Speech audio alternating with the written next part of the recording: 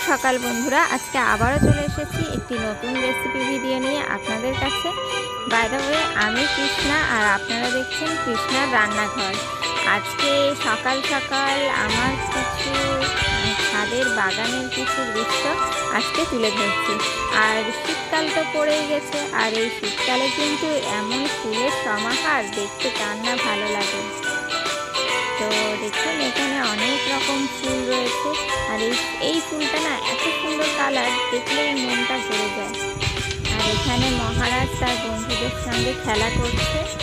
আর শীতের সময় ওরাও একটু এখন ছুটি পড়ে গেছে স্কুলে, তাই খেলতে শুরু করে দিয়েছে প্রতিদিন। আর এর মধ্যে আমার বাড়িতে চিমনির সার্ভিসিংয়ের লোক চলে এসছে, আর সার্ভিসিং করিয়ে দিয়ে গেল। আর আমি আজকে রান্না করতে চলেছি ভেজ ডাল।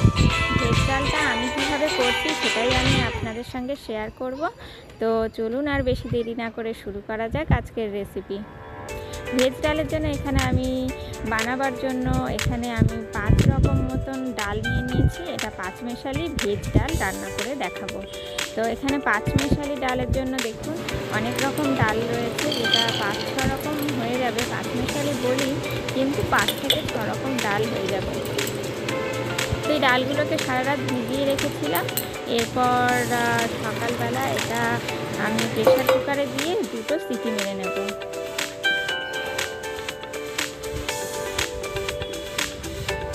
এদিকে আমি 5 ফোড়নের জন্য নিয়ে নিয়েছি জিরে, গোটা জিরে, হিং, শুকনো লঙ্কা, তেজপাতা। এখানে নিয়ে নিয়েছি টমেটো, আদা, কাঁচা লঙ্কা, আর এখানে মটরশুঁটি নিয়ে নিয়েছি। আর সবার শেষে দিয়ে দেবো গরম মশলা। এই উপকরণগুলোই মোটামুটি লাগবে, আর একটু ঘি লাগবে। আর একটা জিনিস দিতে আমি একদম ভুলে গেছিলাম, সেটি হচ্ছে কারি পাতা। কারি পাতাটাও আমি নিয়ে নিলাম ধুয়ে। এখানে 5-6টা কারি পাতা নিয়ে নিয়েছি। তো এদিকে প্রেশার কুকারে সিটিও দিয়ে দিয়েছে, নামিয়ে নেব। আর এখানে আমি কড়াই গরম করে তাতে তেল দিয়ে দিচ্ছি। আপনারা চাইলে এখানে সরষের তেলও ব্যবহার করতে পারেন, তবে আমি এখানে সাদা তেল ব্যবহার করেছি। এরপর ফোড়নের জন্য যা যা উপকরণ রেখেছিলাম দিয়ে দিলাম। দিয়ে এরপর টমেটোটাকে দিয়ে দিচ্ছি। টমেটোটাকে একটু ফ্রাই করে নেব। তারপর আদা দিয়ে দিচ্ছি।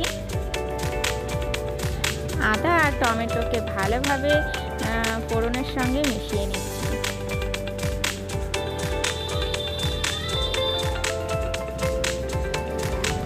এরপর আমি দিয়ে দিচ্ছি সামান্য পরিমাণ হলুদ, দিয়ে দেব একটু লবণ।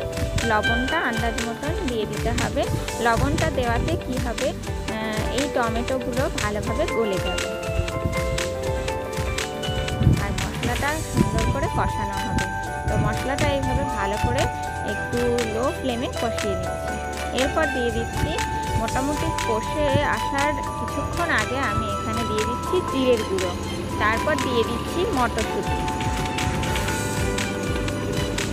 মটরশুঁটি দিয়ে আমি আরেকটু নেড়ে নিচ্ছি। আর তারপর সেদ্ধ করে রাখা ডালটাকে দিয়ে দিচ্ছি। আপনারা চাইলে প্রেশার কুকারের মধ্যেই ডালটাকে ঘেটে দিতে পারেন, তবে সেটাও খুবই ভালো হয়। আর যদি এইভাবে তাড়াহুড়ো করে যদি এইভাবেও রান্না করেন, তাতেও কোনো অসুবিধা নেই। এখন তো আমাদের সকলেই আমরা ব্যস্তময় জীবন, তাই যতটা পারা যাক টেস্টও যাতে ঠিকঠাক আসে আর আমাদের সময়ও যাতে বাঁচে, সেদিকেই আমরা একটু বেশি লক্ষ্য রাখি। তো এরপর আমি দিয়ে দিলাম একটু জল।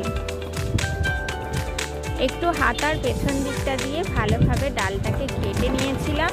আর তারপর জল দিয়ে ফুটিয়ে নিচ্ছি 10 থেকে 15 মিনিট। ফুটে আসার পরেই মোটামুটি ডালটা ঘন হয়ে গেছে। আর এই ডালটা কিন্তু রুটি বা ভাতের সাথে কিন্তু খুব ভালোভাবেই খাওয়া যায়। তো এরপর আমি দিয়ে দিচ্ছি কাঁচা লঙ্কা, আর এর মধ্যে দিয়ে দিচ্ছি গরম মশলার গুঁড়ো, আর দিয়ে দিচ্ছি সামান্য পরিমাণ ঘি। ঘি দিয়ে আমি আরেকটু নেড়ে চেড়ে নামিয়ে নেব। দেখুন, ডালের যে কালারটাও সেটাও ভীষণ সুন্দর এসেছে, আর গন্ধটাও কিন্তু অপূর্ব লাগছে। মাঝে মাঝে কিন্তু এইভাবে রান্না করে আপনারাও নিরামিষ দিনে এইভাবে রান্না করে নিতেই পারেন, এবং রাত্রে রুটি বা পরোটার সঙ্গে হোক, বা আপনি গরম ভাতের সাথে খেয়ে থাকুন, ভীষণই ভালো লাগে। তো দেখা হবে বন্ধুরা আরেকটি নতুন রেসিপি ভিডিওতে। ততক্ষণ পর্যন্ত ভালো থাকবেন, সুস্থ থাকবেন।